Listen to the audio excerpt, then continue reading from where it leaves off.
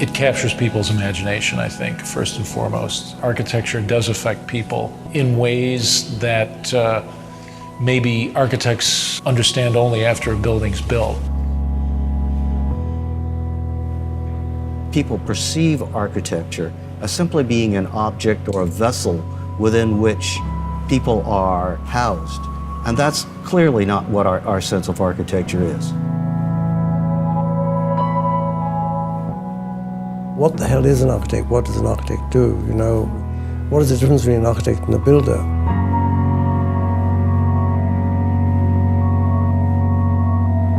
We concretize the world. We take human activities and we make manifest the physical structures that accommodate all manner of human activity.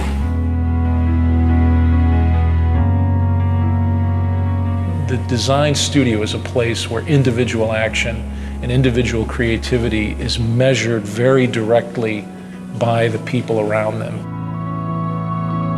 When students are doing their job, they're shifting the focus of how we're talking and thinking about architecture.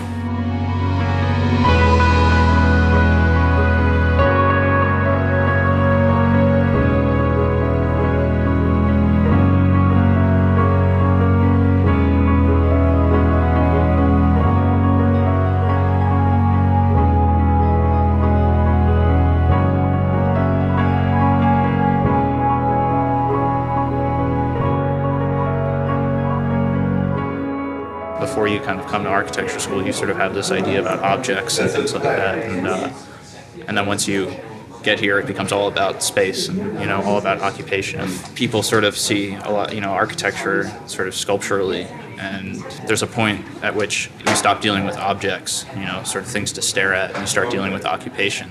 I have a lot of friends who find it really hard to understand, like, my schedule here and how we function here and being here at strange hours of the day and working environment and what studio space is like. And the way of working too, Yeah. That's really important. Yeah. So, and also the idea of being critiqued. Like, being critiqued is it's a foreign concept really, to a really business foreign student. Concept. Yeah.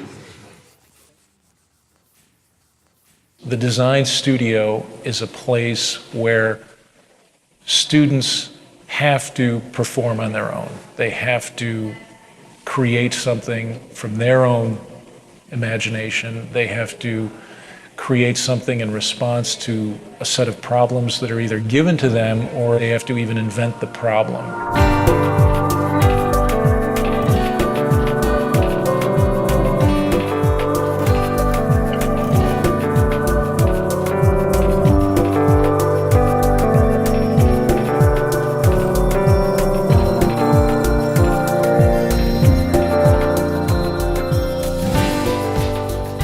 There's no other place that you can get this kind of culture. And we've been together for 5 years, like the whole group, right? So we know everybody. Everybody knows everything. It's like a second home. It's like a second community of people who are all struggling with the same questions. Now, when I worked at home, there was so much lacking in the projects. There's nobody to bounce things off of. The inspiration is at a minimum when you're on your own. Architecture education in US is one of the best because of this studio system. Always students hang around their own studio and talking, learning from others. That is the most important space for the education of architecture. It's like they were hating on Robert Moses because he's so insensitive and he tore down neighborhoods and this, that, and the other. It's like, you know what? Get in a car, drive on the West Side Highway, take the Triborough Bridge into Manhattan. And then you will understand what he was trying to do. That visual procession in the automobile, spectacular. No. It is spectacular. You're thinking about it now because oh yeah, of course. Now we sit in traffic and we look at it. But back then, like, the city had to make that transformation. The great thing about architecture schools is it still takes place in a kind of space where people discuss the work together in a kind of both a personal way, a one-on-one way, and in a very public way. Ultimately, there's a kind of arena. There's a public arena where the work is discussed, where students can present themselves personally to other people, and show that they have a stake in the work and what they really think about the work. And that's extremely important, I think, to the development of an architectural project, because that's ultimately how architecture at certain points is really developed in the real world. And it's both an important lesson, but it's also a way in which, through that kind of intensely personal and human contact, that the work gets better.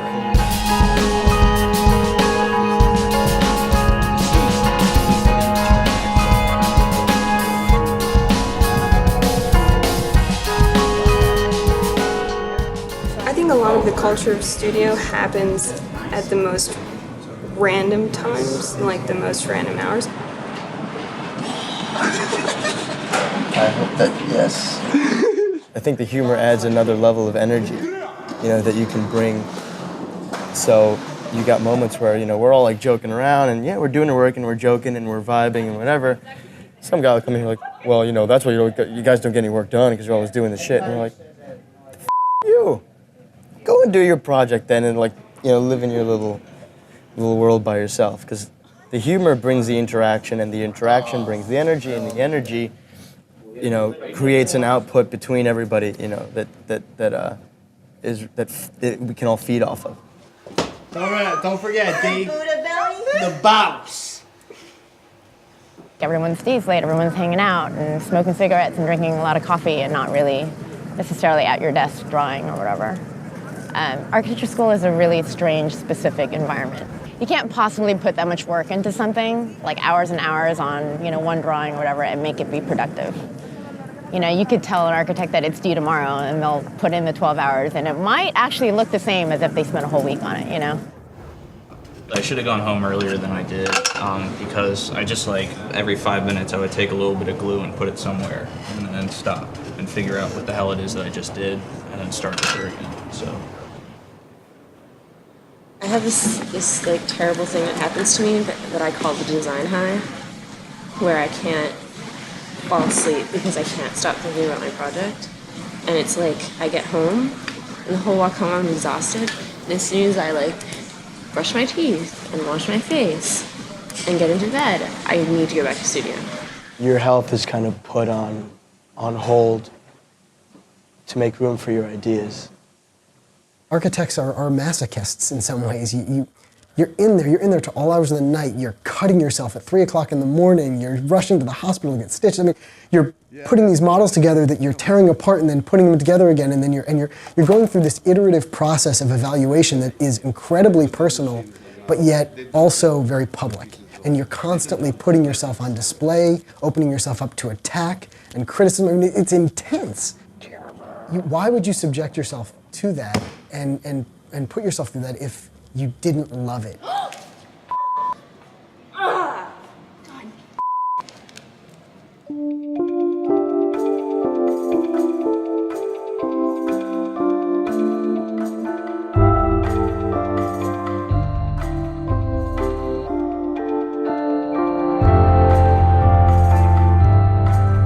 That's a conceptual mistake. A structural system does not separate between each unit. Usually the span of structure encompasses 3 or 4 units, or maybe more. Well, I understand, but I don't see why that has to necessarily be the case, especially It necessarily be this case. It has to be this case. I understand that I don't have to, but I think it's important for the, It's for wrong. the resolution. It's fine. It's wrong. Of the. Why is it wrong? Tell us why it's wrong. Economically. It's not wrong. Systems. We could critique his whole project in terms of the economy of but it. you've done. Basically, they're these walls, Dan. In terms of his diagram. Yeah. It's how Those they have to like be this. every other third wall is structural. I mean, then that completely ruins the areas. It does not ruin anything. It wasn't necessary to have that conversation. The point was made, and then that's it. I understood the point. They understood or I thought he understood my point. I thought that should be the end of it, and then there were more important things to talk about and other people that had to talk to them, and still talking about it for 20 minutes.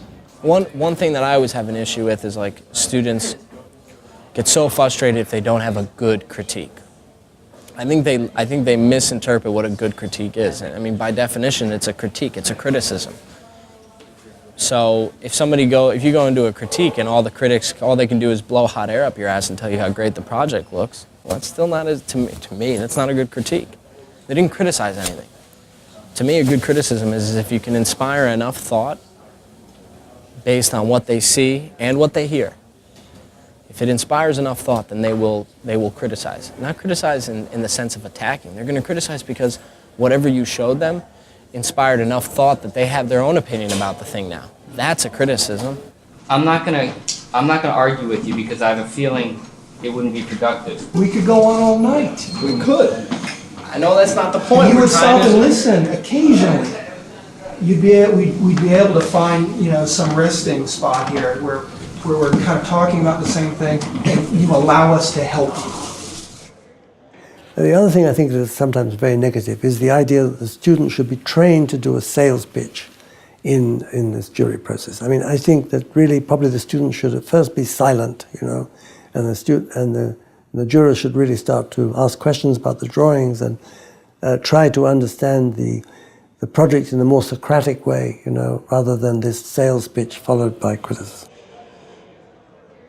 If you're a smart architecture student, you're listening very closely because you're not only interested in how that work is coming out of you, but also how other people are seeing it.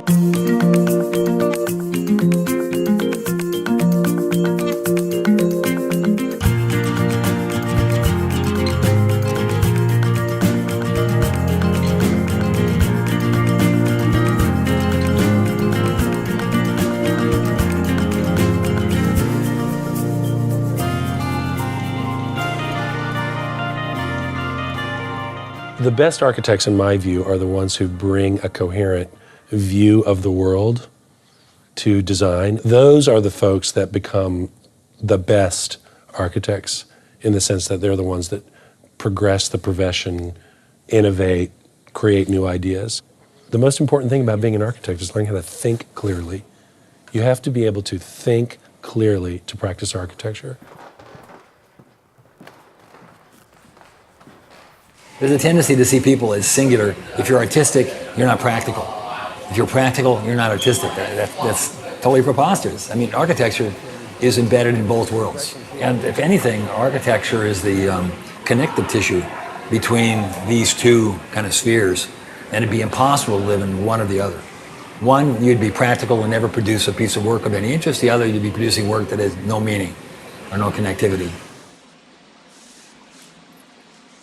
I think design requires a certain kind of smartness that holds those schizophrenic views simultaneously in one's thinking. Even as a young person, you know whether you can do that.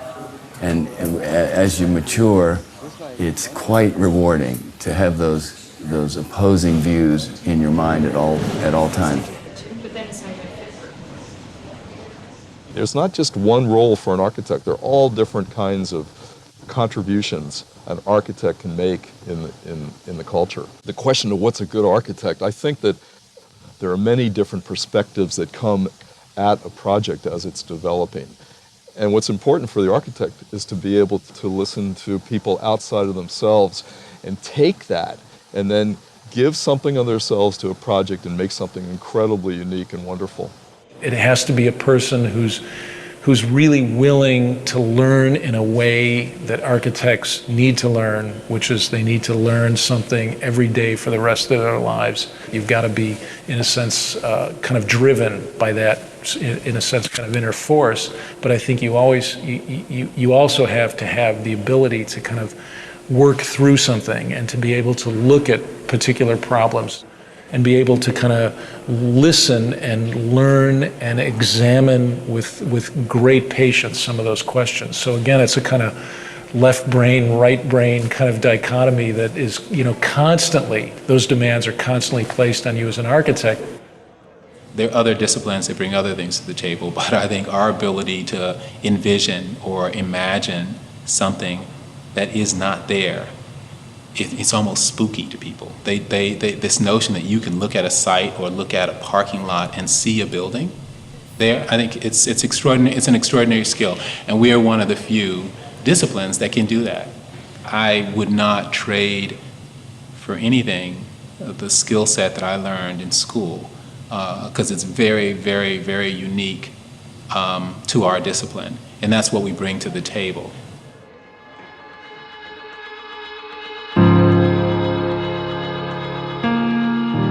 I don't believe schools of architecture, either historically or today, have particularly prepared young architects for the realities of architectural practice. Again, referring to this notion of a safe space where one can fail, where one can push the envelope in a sense. I think the academy always needs to be that. In a certain sense, you're a bit freer of the constraints of the real world.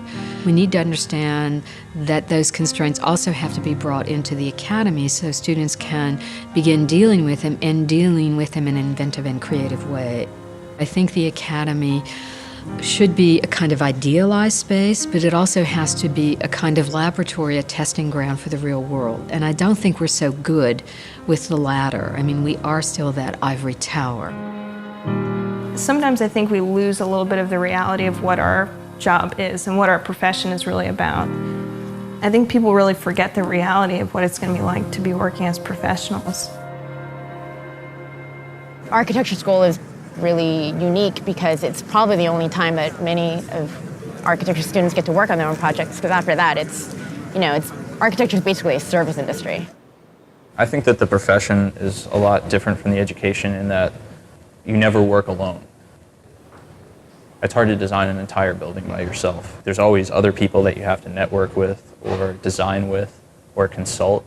That collaboration is not usually present in school, which is a good thing and a bad thing, because during school you're trying to develop your own sort of way of working. You're very fast and you're always predicting what I'm going to say. Their education is not preparing them to become kind of architects in the full sense of the word architect, being both poets and practitioners. They are wonderful, they're talented, they're smart. The tragedy is that the students are not sufficiently prepared to be independent thinkers. They either function at the poetic level or they function at the pragmatic level. The two shall never meet. So we have to kind of help them put those two together. Do like a series of overlays where you'd start to see like if there's different spaces like this, how they would interact. So the walls are they're retaining walls. They're retaining earth. They're retaining memories. It's like an earthwork, yeah. But like if you give me a word like that, we can respond to it. Right? Let me ask you this: why are they working just to put these things? They're making things. Yeah. Right, and they're making things because they want to create something of value, right? Mm-hmm. Why do they just want to put it in storage? Do I think I might not be an architect? Sure. The likelihood that I work in an office after I graduate is pretty high, though. I don't think that people have to be stuck there for like 3 years and then get their license and then they do their own stuff. I want to start doing my own stuff and work in an office. I look forward to seeing what's going to happen. I'm excited to see what my signature ends up being. I want to teach and I want to write and I want to work for a firm that will let me do all of these things. I want to get some experience in a larger firm to see how they work and see how they operate. Do that, and then hopefully the long-term goal is to, start my own practice. The remarkable thing to me is how optimistic students of architecture are, how they sustain that optimism. And again, it's almost a bit like an actor or actress, that they still cherish that belief that they're going to break out of the chorus line in some way, even though the reality, as it is on Broadway, is very, very different. In part, it could be how they very quickly imbibe this notion of the star architect and this belief that, against all odds, that they might be able to make it. Well, today I think a lot of people, when they think of architecture, they think of architects. They think of the handful of brand name architects that they might have heard of, which to me is rather limiting. People only know Frank Gehry, I mean, there's other architects out there that are doing better work, greater work, more important work than Gehry. The problem is that the way we teach architecture right now is we sort of train everybody to do that exact same thing. The whole sort of pedagogical model right now is around creating the next generation of star architects. That's actually a flawed model. For many years, everyone wanted to be like Frank Gehry. They wanted to create great sculptures in the landscape. Whether those sculptures worked or not was largely irrelevant. The ability to use aerospace engineering to come up with forms that hadn't been built before was considered to be a primary task of someone coming out of school. That's over. That's over.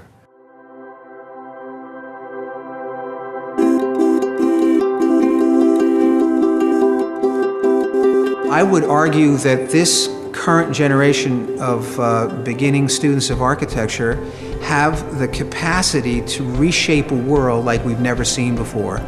And they need to have access to as much technology and as much discourse, meaningful discourse surrounding these techniques and these tools so that they're fully prepared to go out into the world in the future to do something positive and productive. Students are coming out, they're working with individuals around the world who need shelter and who need ways of living that are affordable and supportable and sustainable. The students themselves have been pushing to force faculty to think differently about the way faculty see the environment, use the environment, and create objects that serve not just the aesthetic interests of the architect. It's fundamentally an optimistic profession. You don't go into architecture if you're a pessimist, if you don't actually believe that the world can get better. So I think you've got a bunch of optimists that go into this design profession who actually believe that their buildings are going to make the difference in somebody's life. I think that the built environment is something that people have such an appreciation for. If you don't care about this, then like, what do you care about? It's about understanding human behavior, human desire, human want. Architecture is what you experience in your daily life on the street, the space of the street, how you navigate the street, how you relate to the buildings around you. People tend to think architecture is done for and by other people. It's also done by you if you decide to maybe put a new window in your house or change the traffic flow in your house or your office. At architecture school, you got the freedom to, you don't like something, do something about it. That's what they told you for 5 years. Do something about it. Doesn't matter what, just do something about it. The school is kind of about a way of thinking, and what you're going to do in architecture school is not what you think it's going to be, you know? That you're not going to go in there and be designing colonial homes and things like that. We don't just need shelter, we need atmosphere, and we need to be inspired. I think one of the most important things you can take from this school is not to lose your ambition. It's not just, 4 walls and a roof. There's more into it. There's like a life to it that I think we get here, and we should really take with us everywhere you go. You're gonna come to architecture school. I hope you understand the creative process. I hope you understand the transformation that your mind and body and psyche is gonna go through. Because there is nothing absolute about this.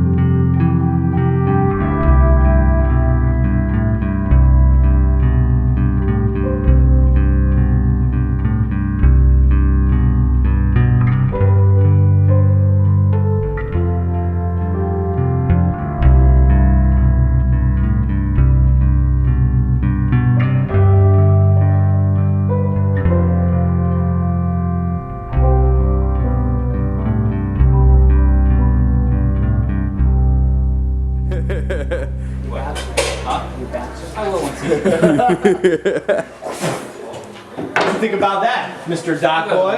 Yeah, making a movie, huh? Right. Yeah, sure you are.